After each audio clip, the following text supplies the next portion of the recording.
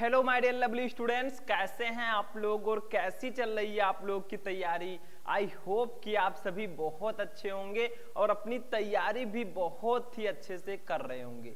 तो स्टूडेंट, आप सभी की तैयारी को और भी शानदार बनाने के लिए हम एक बार फिर से लेकर आए हैं क्लास 12 इंग्लिश का एक मोस्ट इंपॉर्टेंट वीडियो।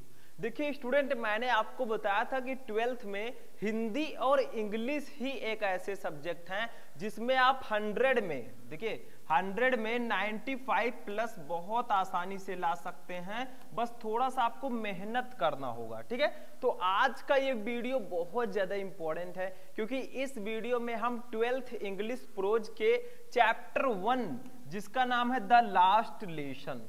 देखिए चैप्टर तो आपका 1 है लेकिन चैप्टर का नाम है द लास्ट लेसन। ठीक, द लास्ट लेसन, तो ऐसा मत समझिएगा कि हमारा अंतिम पार्ट है। ये जो है ये एम हेमल का अंतिम पार्ट था, जो कि इस जो द लास्ट लेसन चैप्टर है इसका मुख्य किरदार वो हैं। आप सभी को मैंने पढ़ा दिया है पहले ही द लास्ट लेसन चैप्टर को हिंदी मीनिंग के साथ, उसको आप लोग जाकर देख लीजिएगा। आज इस वीडियो में हम द लास्ट लेसन चैप्टर के पूरे चैप्टर के महत्वपूर्ण प्रश्नों को पढ़ेंगे विथ हिंदी मीनिंग।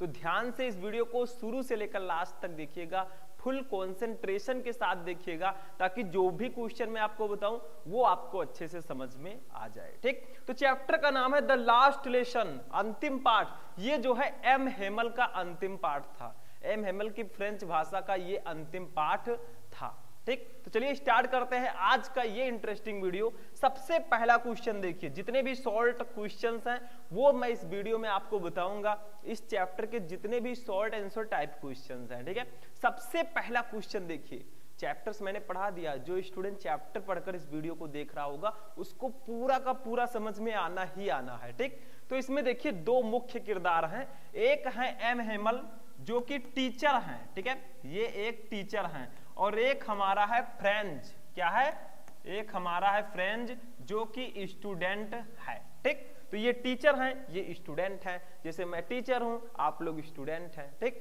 तो सबसे पहला क्वेश्चन देखिए, सबसे फर्स्ट क्वेश्चन हमारा है कि what did M Hamel say about the French language, यानी कि व्हाट डिड एम हेमल से, एम हेमल ने क्या कहा अबाउट के बारे में, द फ्रेंच लैंग्वेज, फ्रेंच भाषा के बारे में। तो एम हेमल ने फ्रेंच भाषा के बारे में बच्चों से क्या कहा, यानी कि कुछ स्टूडेंट क्लास में बैठे हुए हैं, जैसे मैं हूं टीचर, मैं पढ़ा रहा हूं, कुछ स्टूडेंट बैठे हुए हैं, तो मैं बच्चों से कुछ कहूं, भैया बच्चों हिंदी जो है वो हमारी मातृभाषा है, वो बहुत ही सुंदर भाषा है। ठीक, ऐसे ही एम हेमल जो है वो फ्रेंच भाषा के बारे में कुछ कहते हैं, वही पूछा गया है कि what did M Hamel say about the French language, M Hamel ने फ्रेंच भाषा के बारे में क्या कहा वहां के स्टूडेंट से, जिसमें फ्रेंच भी था। ठीक है, देखिए उन्होंने बताया, ही कॉल्ड, उन्होंने कहा या उन्होंने पुकारा फ्रेंच, फ्रेंच को द मोस्ट ब्यूटीफुल, यानी कि सबसे सुंदर लैंग्वेज भाषा इन द वर्ल्ड, संसार की। तो उन्होंने, ही कॉल्ड, उन्होंने कहा फ्रेंच, फ्रेंच को द मोस्ट ब्यूटीफुल लैंग्वेज, सबसे सुंदर भाषा इन द वर्ल्ड, संसार की। तो उन्होंने फ्रेंच भाषा को संसार की सबसे सुंदर भाषा कहा। ठीक, वहां पर कुछ स्टूडेंट थे तो उनसे उन्होंने कहा कि जो फ्रेंच भाषा हमारी है ये संसार की सबसे खूबसूरत भाषा है। अब भाई हम तो हिंदुस्तानी हैं और हमारी मातृभाषा हिंदी है। ठीक, तो हम हिंदी को ही सबसे खूबसूरत मानते हैं, जो हमारी प्राचीन संस्कृति है। ठीक है, तो वो क्या है, फ्रेंच है, तो he called French the most beautiful language in the world, उन्होंने फ्रेंच भाषा को दुनिया की सबसे खूबसूरत भाषा कहा। इतना ही नहीं, और भी तारीफ किया अपनी भाषा के बारे में। ही सेड इट, उन्होंने इसके बारे में कहा, उन्होंने कहा इट वाज द क्लियरेस्ट, यह सबसे स्पष्ट, क्लियरेस्ट का मतलब क्या होता है, स्पष्ट। ठीक, तो यह सबसे स्पष्ट एंड और द मोस्ट लॉजिकल, सबसे तार्किक या तर्क संगत लैंग्वेज भाषा है।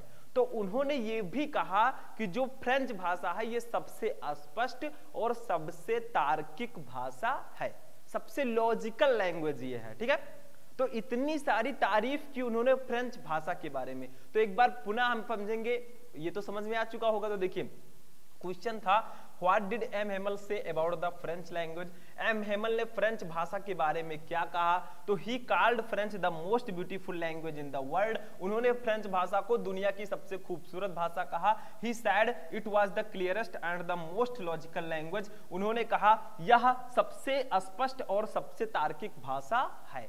बस हो गया, इतना ही कहा था। तो 30 वर्ड में आपको आंसर लिखना होगा, ठीक। तो ये आपका हो गया फर्स्ट क्वेश्चन, ठीक। 2-4 वर्ड आप और भी बढ़ा सकते हैं, टेंशन नहीं लेने का, ठीक है। आगे बढ़ते हैं, नेक्स्ट दूसरा क्वेश्चन देखते हैं भैया।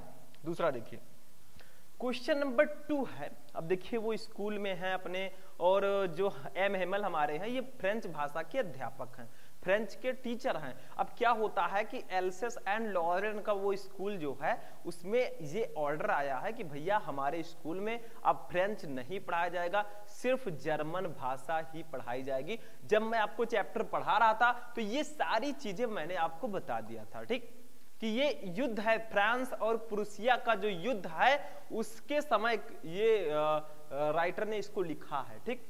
समझ में आया? वो चीज मैं आपको बता दिया था मैंने, ठीक है। तो फ्रांस पर जो है प्रूसिया को जो है जीत मिली फ्रांस पर, ठीक। तो वही चीज यहां पर बताया गया। देखिए दूसरा, देखिए जो चैप्टर पढ़ेंगे ज्यादा समझ में आएगा। दूसरा है कि what had been put up on the bulletin board, यानी कि what had been put up, क्या लिखा गया था, क्या रखा गया था on the bulletin board, bulletin board पर। बुलेटिन बोर्ड का मतलब क्या होता है? सूचना पट्ट।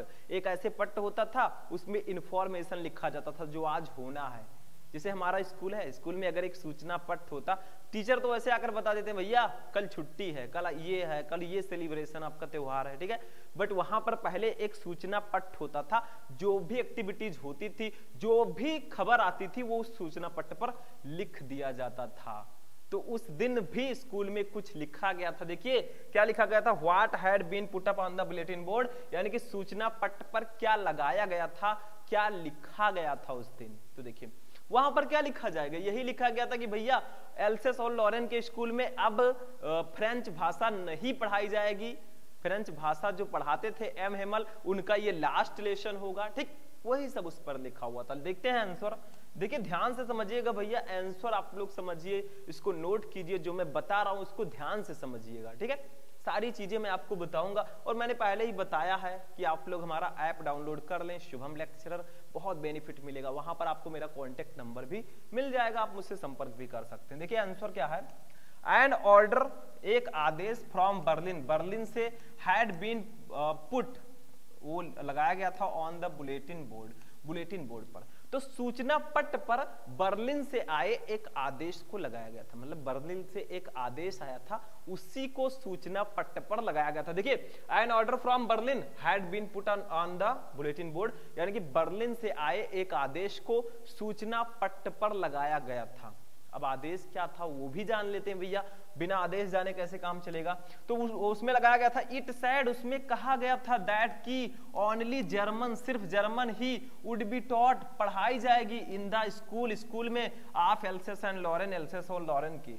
तो उसमें ये कहा गया था कि एल्सेस एंड लॉरेन के स्कूल में अब सिर्फ जर्मन ही पढ़ाई जाएगी, फ्रेंच भाषा नहीं पढ़ाई जाएगी।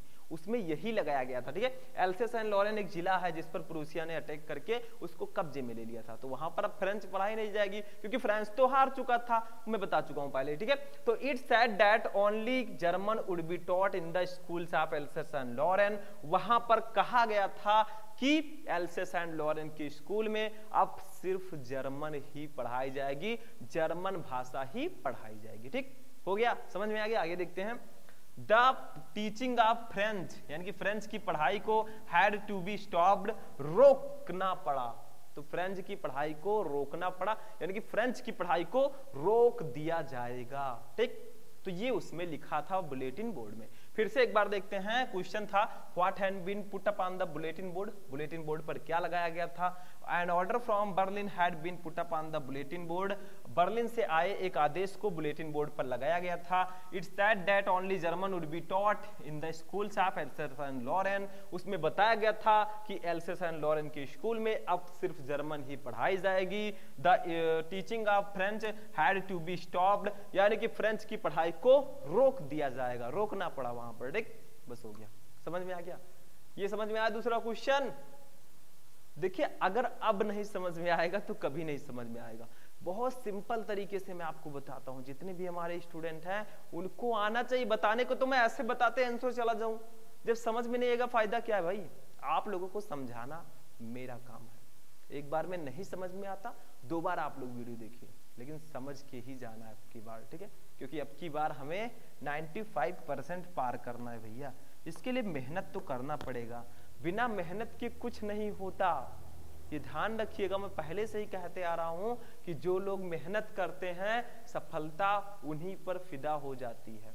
यानी कि मेहनत करने वालों पर जो सक्सेस है, जो सफलता है, वो फिदा हो जाती है। तो मेहनत तो करना पड़ेगा ना, बिना मेहनत के कुछ नहीं मिलेगा। समझ में आया? आगे बढ़ते हैं। Next question, 3rd number. आज इतना ही मेहनत करना है, नहीं पढ़ोगे तो किसी कंपनी में एक दिन आप काम करोगे, कंपनी सिर्फ दिन का, महीने का 7 से 8 हजार रुपए आपको देगी, ठीक है। और उस 7 से 8 हजार में आपको पूरी फैमिली का गुजारा करना होगा। अभी तो आपके मम्मी पापा हैं, पापा जी कहीं से भी पैसा ला रहे हैं, आपको पढ़ा रहे हैं, लेकिन जब खुद कमाना पड़ेगा तब आपको पता लगेगा। क्योंकि फैमिली आपकी हो जाएगी। अभी आप अकेले हैं, घूम टहल रहे हैं, कुछ करना है नहीं। जैसे आपकी फैमिली जैसे जैसे बढ़ेगी, आपके स्तर पे इतना भार आ जाएगा भैया। तो आज पढ़ाई कर लो, ताकि ऐसे ही जिंदगी आप पूरे साल जियो, ठीक। यही मैं कहना चाहता हूं। समझ में आया? माता पिता के सर का भार नहीं बनना है। आगे देखिए, क्वेश्चन नंबर 3 मेनली लड़कों के लिए है ये, ठीक। लड़कियों को भी पढ़ाई करना है, मतलब पढ़ाई करना भी लड़कियों के लिए है, लेकिन यहां पर ध्यान दीजिए, आगे नहीं बढ़ेंगे हम। व्हाट चेंजेस, तीसरा देखिए, what changes did the order from Berlin cause in school that day. यानी कि यहां पर कहा गया है कि व्हाट चेंजेस, क्या परिवर्तन, डिड द ऑर्डर, आदेश, फ्रॉम बर्लिन, बर्लिन से, cause in school that day, उस दिन स्कूल में। यानी कि बर्लिन से आए आदेश ने उस दिन स्कूल में क्या परिवर्तन ला दिए। मतलब जब बर्लिन से आदेश आया तो आखिर स्कूल में कौन सा परिवर्तन हुआ, कैसी एक्टिविटीज थी, क्या वहां पर हर तरफ शांति ही शांति थी? हाँ, वहां पर शांति ही शांति थी। अभी मान लीजिए आप लोग पढ़ रहे हैं इंग्लिश, आप लोग अपने स्कूल में इंग्लिश पढ़ते हैं, कोई टीचर है बहुत अच्छा पढ़ाता है, वो बहुत अच्छे से समझाता है। अब वो आपको छोड़ के अगर जाने लगे तो आपको कितना दुख होगा, सोचो। यहां से आवाज निकलेगी, ठीक है। मतलब कितना ज्यादा दुख होगा। कोई भी टीचर है, फिजिक्स, केमिस्ट्री, हिंदी, इंग्लिश, किसी का भी टीचर हो, वो आपको पढ़ा रहा है, लगभग 1 साल आपको उसने पढ़ाया है और आपको बहुत समझ में आ रहा है। अब वो छोड़ के आपको जाने लगे, नौकरी छोड़ के, आपके स्कूल छोड़ के, तो आपको बहुत दुख होगा भैया। भले ही दूसरा टीचर आ जाए, उससे भी अच्छा हो, लेकिन दुख तो होगा ही होगा। तो वही यहां पर है कि जब ये आदेश आया तो हमारे फ्रेंच के जो टीचर थे एम हेमल, उनको अब स्कूल छोड़कर जाना था। वही दुखद कहानी, ठीक। तो देखिए, what changes did the order from Berlin cause in the school that day. यानी कि बर्लिन से आए आदेश ने उस दिन स्कूल में क्या परिवर्तन ला दिए। जब सूचना पट्ट पर लगाया गया भैया कि सिर्फ जर्मन ही पढ़ाई जाएगी, तो स्कूल में क्या क्या चेंजेस हुए वो देखते हैं। देखिए, ध्यान दीजिएगा। There were no noises। School में कोई किसी भी प्रकार का शोर नहीं था। मतलब मैंने स्कूल में बोल दिया है, देयर का मतलब यहाँ पर स्कूल से तुलना की गई है, या आप कह सकते हैं वहां पर कोई भी शोर नहीं था, शोरगुल बिल्कुल भी नहीं था। जो डेली शोर होता था जब फ्रेंच स्कूल जाता था, वो देखता था कि कहीं भैया कुछ लोग पढ़ रहे हैं, पहाड़ा टेबल पढ़ रहे हैं, ठीक है, कुछ लोग टीचर घूम रहे हैं, कुछ लोग बोल रहे थे, ठीक है। वो आज एक्टिविटी बिल्कुल बंद थी, मतलब एकदम शांति, मतलब शांति शांति चारों तरफ, ठीक है। तो देयर बियर नो नॉइजेस, वहां किसी प्रकार का शोरगुल नहीं था स्कूल में। जब ये आदेश आया सब लोग एकदम सन्न रह गए, ठीक है, स्तब्ध रह गए। It was as quiet as Sunday morning. यानी कि इट वॉज एज क्वाइट, वहां इतनी शांति थी एज, जैसे संडे मॉर्निंग, रविवार की सुबह। तो रविवार की सुबह की तरह वहां एकदम शांति थी। मतलब रविवार की सुबह की तरह वहां पर एकदम शांत माहौल था पूरा, ठीक है। आगे देखिए, M Hemal sad, M Hamel ने कहा इट वुड बी हिज, यह होगा हिज, उनका लास्ट लेसन, अंतिम पाठ। यहां पर फुल स्टॉप लगा दीजिएगा। तो एम हेमल ने कहा यह उनका अंतिम पाठ होगा, इसीलिए चैप्टर का नाम है द लास्ट लेसन। मतलब जो फ्रेंच भाषा का जो चैप्टर था, ये लास्ट चैप्टर होगा, ठीक है। तो एम हेमल ने भी कह दिया कि यह उनका अंतिम पाठ होगा। इसके बाद इस स्कूल में फ्रेंच भाषा नहीं पढ़ाई जाएगी और मैं फ्रेंच का टीचर हूं भैया, तो मैं चला जाऊंगा। जब पढ़ाई नहीं जाएगी तो मुझे जाना पड़ेगा स्कूल छोड़ के। 40 साल तक पढ़ाया था एम हेमल ने, अब उनको स्कूल छोड़ के जाना था। सिर्फ स्टूडेंट को ही दुख नहीं होगा, टीचर को भी बहुत दुख होगा कि मुझे स्कूल छोड़ के जाना है। ठीक है, यहाँ की हर चीज, आसपास की जो सारी चीजें थी उनसे मेरा बहुत अच्छे से, मेरा हृदय उनसे जुड़ गया था, मेरा दिल चीर के देख तेरा ही नाम होगा। ठीक, आगे देखिए, एवरीबॉडी लुक्ड सैड, जितने भी लोग वहां पे थे सभी लोग दुखी दिख रहे थे। एवरीबॉडी, सभी लोग, लुक्ड दिखते थे, सैड यानी कि उदास, सभी लोग उदास दिखते थे वहां पर, सभी लोग बहुत उदास थे। क्यों? क्योंकि भैया एम हेमल स्कूल छोड़ के जा रहे हैं। स्कूल की हर एक चीज एम हेमल से कह रही थी, क्या कह रही थी? दिल चीर के देख तेरा ही नाम होगा। ठीक, मतलब वहां की चीजों से बहुत ज्यादा प्यार था एम हेमल को, ये मेरे कहने का मतलब है। गाना गाना एक अलग बात है, प्रतिक्रिया। ठीक, आगे देखिए, द विलेज पीपल, गांव के लोग भी हैड कम, आए थे, टू थैंक, धन्यवाद देने हेमल, हेमल को, एम हेमल, हेमल को, फॉर हिज 40 ईयर्स, यानी कि उनकी 40 साल की आप फेथफुल सर्विस, 40 साल की वफादार सेवा के लिए। तो गांव के भी जो लोग थे वो भी उनके एम हेमल को उनके 40 साल की वफादार सेवा के लिए उन्हें धन्यवाद देने आए थे कि आप हमारे गांव में, हमारे स्कूल में 40 साल तक आपने काम किया, 40 साल तक आपने बच्चों को शिक्षित किया, इसीलिए गांव के लोग भी उन्हें धन्यवाद देने गए थे। ठीक, गांव के लोगों का भी जो दिल था वो उनके दिल से मिला हुआ था। तो यही चीजें हैं कि जब बर्लिन से आदेश आया तो इतने सारे चेंजेस हुए, बहुत चेंजेस हुई, एकदम शांति थी, शोरगुल था ही नहीं। उसके बाद में जो गांव के लोग हैं वो एम हेमल को धन्यवाद देने आए थे, ये सारी चीजें हुई। फिर से एक बार मैं बता देता हूं आप लोगों को। क्वेश्चन था, What changes did the order from Berlin cause in school that day? Berlin से आए आदेश ने उस दिन स्कूल में क्या परिवर्तन लाए, मतलब बर्लिन से जब आदेश आया तो स्कूल में क्या क्या परिवर्तन हुए। तो देयर बियर नो नॉइजेज, वहां कोई शोर नहीं था।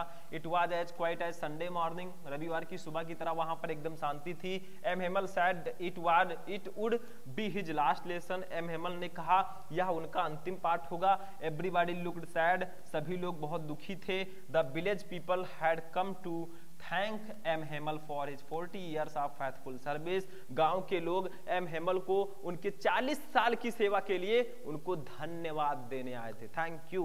ठीक, समझ में आया? तो इतनी सारी चीजें, एक्टिविटीज हुई जब वो स्कूल, जब आया आदेश। ठीक, तो तीसरा क्वेश्चन भी समझ में आ गया, सिंपल सा है भैया, आप नहीं समझोगे तो नहीं समझ पाओगे। आपको मैं घोल कर पिलाऊंगा नहीं भैया, ला के दे दूं एक एक ढक्कन, सब पी लो और एकदम दिमाग में आ जाए, ऐसा नहीं है।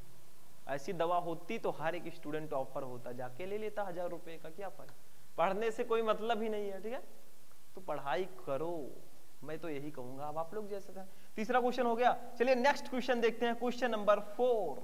चलिए स्टूडेंट नेक्स्ट क्वेश्चन देखते हैं, क्वेश्चन नंबर 4। अब क्वेश्चन नंबर जो 4 है ये हमारे इस चैप्टर के शॉर्ट आंसर टाइप क्वेश्चन का लास्ट क्वेश्चन है। अगर आप लोग चाहते हैं कि ऐसे ही मैं लॉन्ग क्वेश्चन पर भी वीडियो बनाऊं या फिर नेक्स्ट चैप्टर का वीडियो लेकर आऊं, तो इस वीडियो को ज्यादा से ज्यादा लाइक करें और चैनल पर नए चैनल को भी सब्सक्राइब कर लीजिएगा भैया, बेनिफिट आपका ही होगा।